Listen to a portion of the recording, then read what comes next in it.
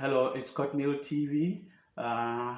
Before we continue, I would like you to subscribe to our channel. Please put respectful comments, and then also do not forget to uh, like our channel. Today I just want us to discuss some few things. My focus actually is if the whole Africa has hated the white people, what could have been our fate? Now, I'm asking this question because of the recent things that we see that are happening, especially in South Africa. Now, we know very well that in South Africa, there was apartheid in South Africa. And in the western part of Africa, we had, how do you call it, slavery. The southern sector experienced apartheid, and the western part of Africa experienced slavery. Now, which of these two is more cruel? Now, I wouldn't take side with any of them because any form of maltreatment or mistreatment of fellow human being is tantamount to wickedness.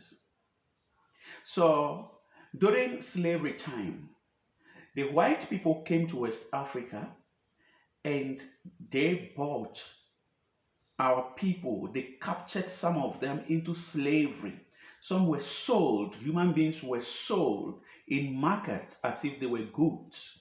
They were taken across the Atlantic Ocean. They were taken to America, to France, sorry, to America, yeah, and some others to France. Most of them were taken to the plantation farm to go and farm. Now, the typical genetic formation of a West African, it's they are giants by nature, but because the strong people were then bought and taken away to Europe and America, today we have almost uh, less giant people in Africa, especially in West Africa. Now, slavery was a very bad thing during that particular era. uh, Homes have suffered. A lot of people have died. Uh, you know, People have lost families. Today, these are some of the people that we call the black Americans that are living in America. Others call them Negroes. Unfortunately, slavery was an unprecedented situation that occurred in Africa. Now, what happened? The worst part of slavery was that our own black Africans were involved in the trade of their fellow black people. They often take money or bribe from the people and then betray their own kinds to the white people. They catch them and sell them out to these white people, and our people were used as farmers on plantations farm outside. Now, I do not have any intention of digging deep into history. I only want to give you a clue on what slavery was about. Slavery was actually very brutal. It was very, very bad that it destroyed most homes by taking breadwinners, taking fathers, brothers, and sisters from their family. Until today, the only thing that those who were taken away, or the children or the grandchildren of those who were taken away, the only thing they can do is to trace their ancestry background. And that is what uh, homecoming it's all about. That is what Steve Harvey did, tracing his route back to Africa.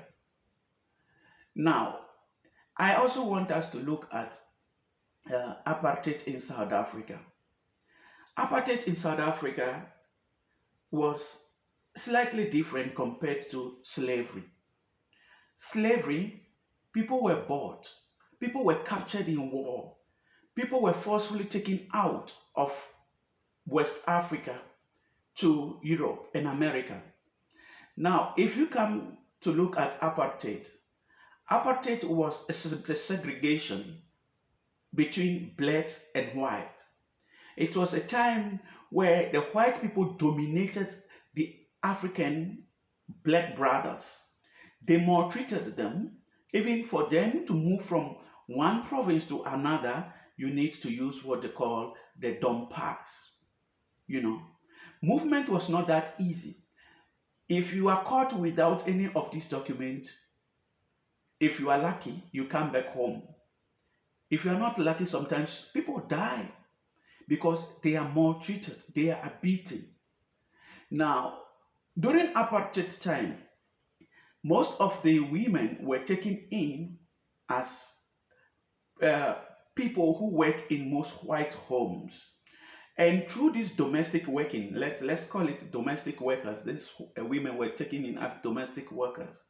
Now, one of the things that happened during apartheid was that during this time, most of the people that were, were taken in as domestic workers.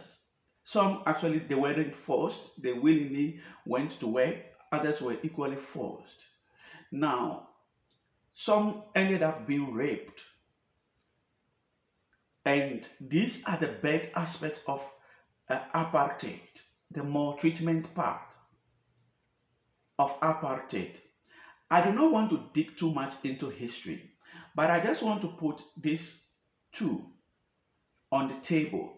Now, this treatment and other things such as Bantu education brought the Soweto uprising where the youths needs to fight for themselves. Now, if we look at all these things, slavery has occurred in West Africa so many years ago, and for that, that has become history to most West Africans. It is no longer an issue to be discussed because if you continue to teach your generations after generations what happened, they might end up developing hatred. But in West Africa, the curriculums handled it very well. Even though these things are still taught in history, it does not taught hatred. In South Africa, apartheid was taught such that it creates hatred among black people against white people. Now, this has made it such that there is always a clash between the white South Africans and the black South Africans. Now, you know, if you cannot move on from whatever happened to you in the past, you will be stuck in the past. And that is what I think is happening in South Africa now. South Africa is stuck in the past. They always drive their youths back to the past. And that is uh, where we have found ourselves. That is where South Africa has found itself now. Now, unfortunately, the whites are no longer the beneficiaries of this hatred, but black brothers, blacks from other African countries. Now, during slavery, there was no call in for aid, for help in West Africa. There, South Africa never helped any African country in gaining independence. But during their time, for them to get out of apartheid, it was a sheer collaboration of Africa and the entire world for them to gain the freedom that they enjoy today. Unfortunately, they are abusing the freedom that they have and they are enjoying today. Today, it is black on black violence in South Africa. I remember vividly most of their top heroes, not forgetting Jacob Zuma, Nelson Mandela, O.R. Tambo, Thabo Mbeki. They were all in exile, just to mention a few. This exile were only African countries where these people could hide for safety. And their African brothers gave them home, gave them place to stay. Today, things have turned around. Most of these African countries are not doing well. A typical example of this African country is Zimbabwe. Zimbabwe has come to the end of the road where I can no longer call it a country because ever since the current regime took over from Mugabe, it seems life for Zimbabweans have worsened than before. In actual fact, I still see Mugabe as one of a kind or a hero that was taking Zimbabweans to the promised destination. However, just as it is in the Bible, how Delilah deceived Samson and then Samson fell down to the tricks of the enemy. That was what happened to Mugabe. If we can compare Delilah to Grace Mugabe, we would see that there wasn't too much difference. So if we can see where the downfall of Mugabe is coming from, then I think Mugabe deserves the forgiveness of Zimbabweans. And I think it's time they go back to honor him. Zimbabweans needs to honor Mugabe because Grace was the cause of all the misfortunes in Zimbabwe because Mugabe grew old and then he lost control. He could not control the administration of Zimbabwe, but then he ran the country through the wife, and the wife made a lot of bad decisions on behalf of Mugabe, which has affected his reputations in many ways. Today, we were hoping that Mnangagwa will be able to, restore the peace, the love, and growth in the economy of Zimbabwe. But unfortunately, it's just a disappointment. Zimbabweans ran away basically from their own country because there is no freedom of speech. Zimbabweans ran away from their country because it's tough to live in that country anymore. To eat is tough. In fact, it was very pathetic the other day when I read on the news that a group of teachers were suspended because they went on strike. This simply tells you that there is no democracy anymore in Zimbabwe. You can speak and go scot-free. This has made Zimbabweans to spread across the entire world, including South Africa, which is the only neighboring country that they can find themselves. Unfortunately, where they were running for joy and happiness has become a home of horror. Not only to South Africans, but to all black Africans that are living in South Africa. Let me tell you something. When I entered South Africa for the first time, I was amazed because as at 6 o'clock, all the gates have to be closed due to the fact that it's not safe to be out there in the dark. This simply tells you that there is something wrong in this country. There is something wrong. If you go to other West African countries, you can stay deep in the night, 12, 2 a.m., walk on the street, and everything will be fine. But in South Africa, it's the opposite because of crime, robbery. Today, everything that is happening, it's being considered uh, foreigners' crime, or anything that goes wrong in the country is being considered as uh, considered being done by foreigners. Now, but then attacking and killing fellow black Africans, does it make you better than apartheid? During apartheid, a lot of South Africans were crying for help, including all how do you call it? All cultures, all groups, all ethnic groups of people.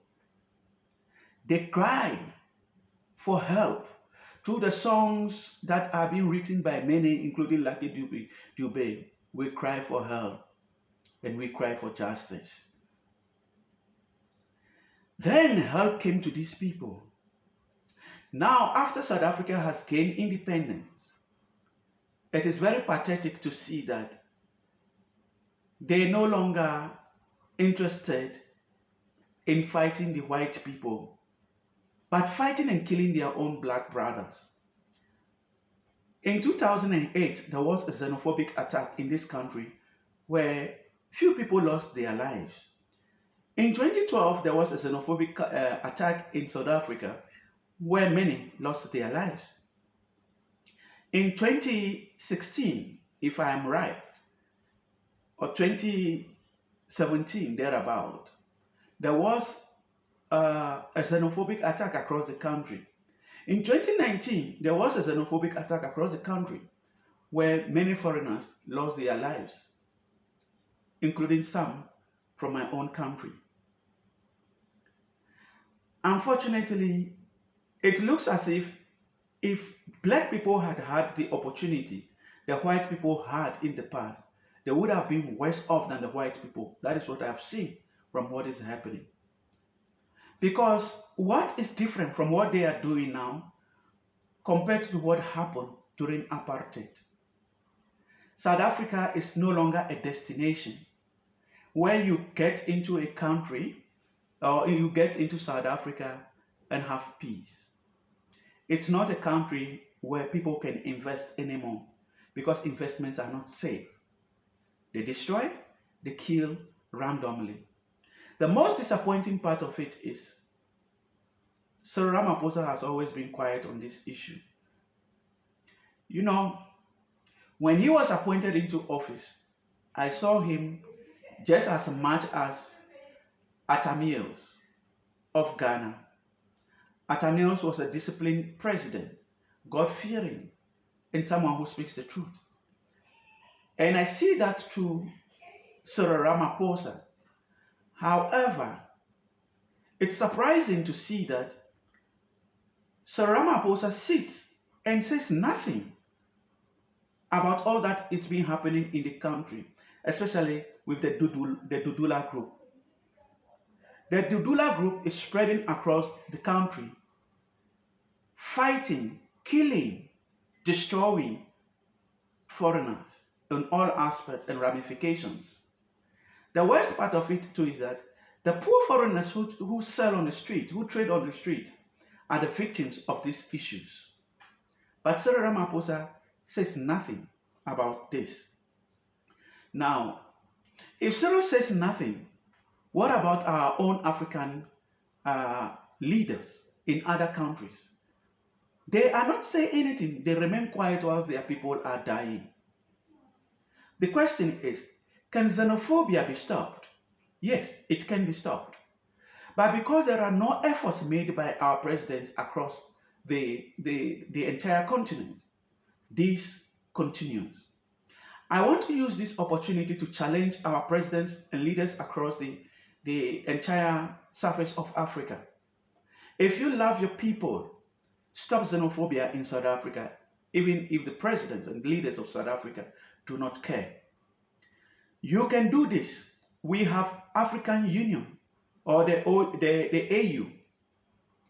We have groups where heads of state meet and communicate. Can South Africa be sanctioned? If South Africa be sanctioned, I think this issue of xenophobia would stop. Oil, that is petroleum, is being gotten from Nigeria and Ghana, currently in South Africa. Why won't why won't Ghana and Nigeria stop providing petrol to South Africa? Why won't FIFA sanction South Africa from participating in any form of sports? Why would World Athletics Games or any part or World Cup, anything that has to do with South Africa, why can't they be sanctioned until this xenophobia thing is stopped? Why can't other countries buy from other countries instead of buying platinum, gold, and the fruits that are produced in South Africa?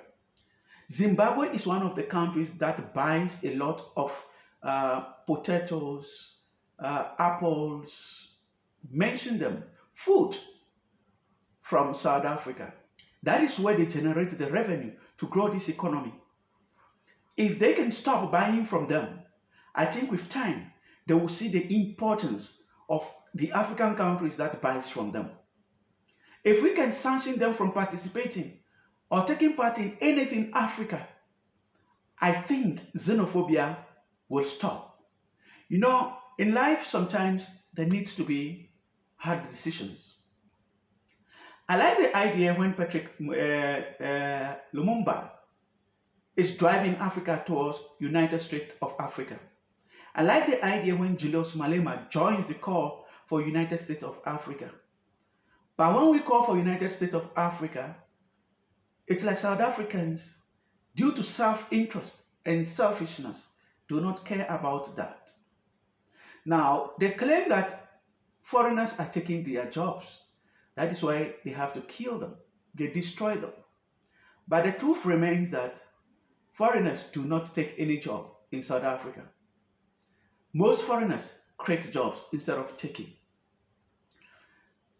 Most foreigners create their own jobs when they get to South Africa.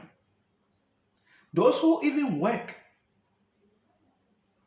they know what they are going through. Xenophobia is not only attack on the field or on the street. Xenophobia is in all aspects of occupations in South Africa, being it education or mentioning. In South Africa, unlike the US, where you see a lot of foreigners in the army, in the police, in South Africa, you can't find foreigners in these groups. That simply tells you that foreigners are not recruited in the army, they are not recruited in the police force. In South Africa, foreigners do not work in the post offices. They don't work in the transport departments. If I mean transport departments, in railways and in big transport departments, such as Greyhound and others.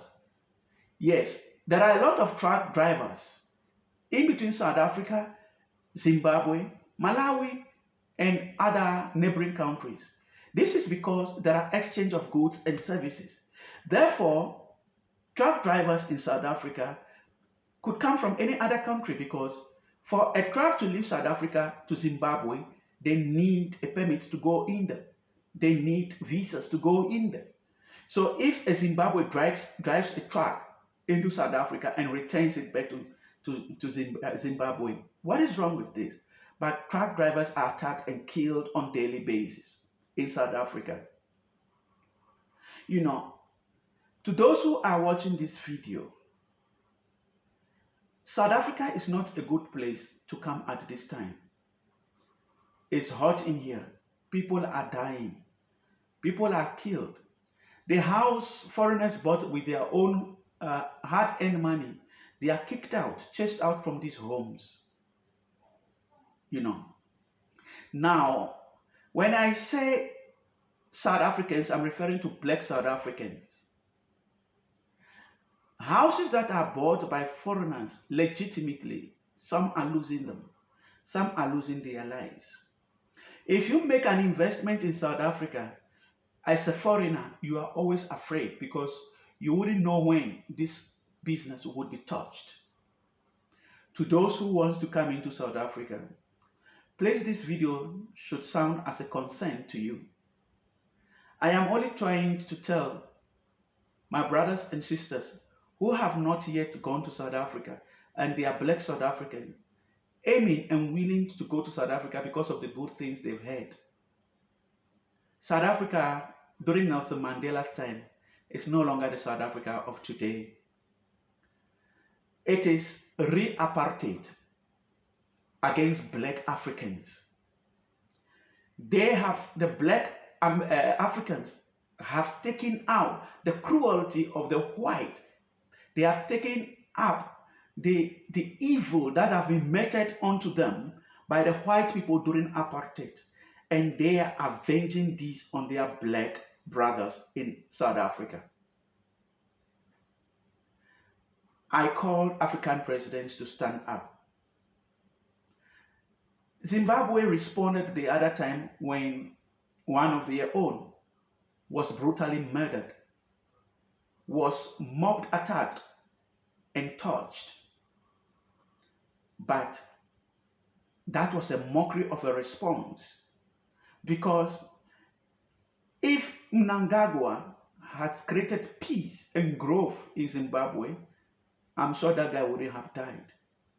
I don't blame South Africans for the death of that guy.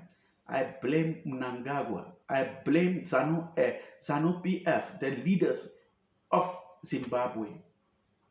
Now, there is one advice I have for African president before I come to the end of this video. Why do Africans run or go to South Africa for refuge? It is because South Africa is a welfare state. They take care of their own. In South Africa, we have disability grant, we have child support grant, we have old age grant. Now that there is COVID, we have COVID grant. We have unemployed grant. So in every stage, every chapter of South Africa, they make sure they take care of their own. In most parts of South Africa, water is free, apart from the main towns. To be honest, South Africa is one of the countries that suffers with water because the country is divided, if I will not lie, into three. The Sahara area, which has to do with Northwest and Northern Cape, which means that there is always lack of rainfall in those areas. We have the coastal areas, Durban and Cape Town. And we have the forest areas, Limpopo and KwaZulu-Natal, those areas, you know. Therefore, it tells you that not every part of South Africa receives rainfall, but there is water in each home.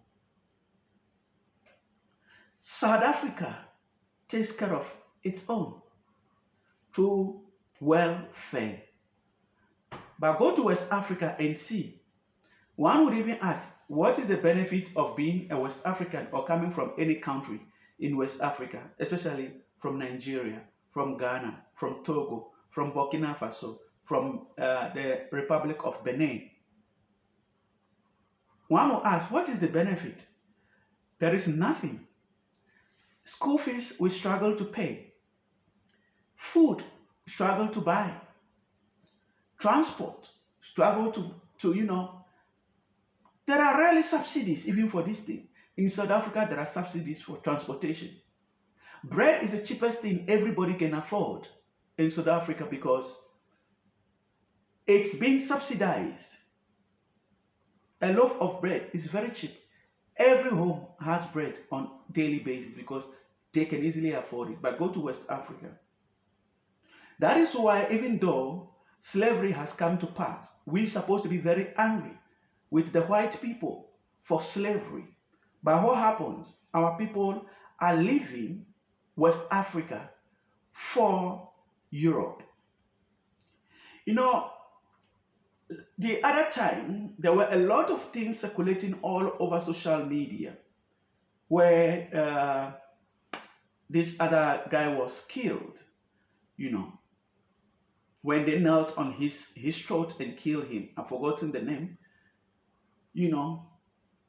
Now, I saw a video by Steve Harvey saying that it's better in Africa because you don't even have to pay traffic fines. It's free. You can do a lot of things.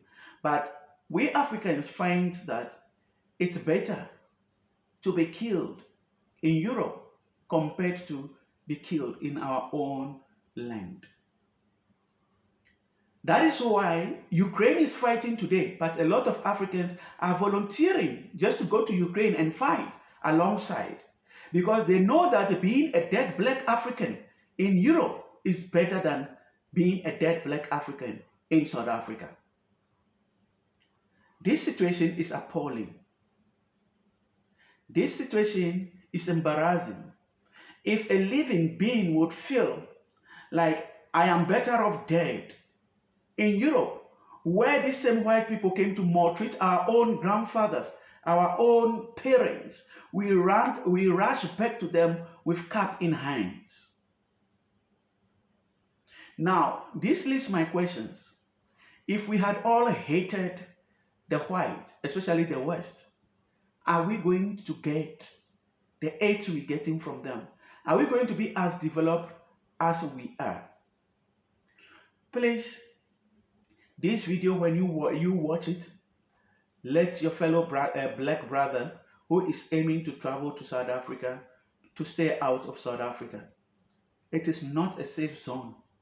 Those who are in do not have choice because they have their lives there. They have lived there all their life.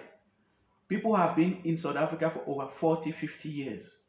And this is the only place, or South Africa is the only place they see as home. Therefore, going back, it's not an easy decision. So if you are not yet in South Africa, it is an opportunity to advise yourself. Traveling to South Africa shouldn't be one of the things on your to-do list because you might go and never return. Please, to our African leaders, do something about these situations before too many people lose their lives. This is Godmill TV. Please subscribe, like our comment. Please, thank you.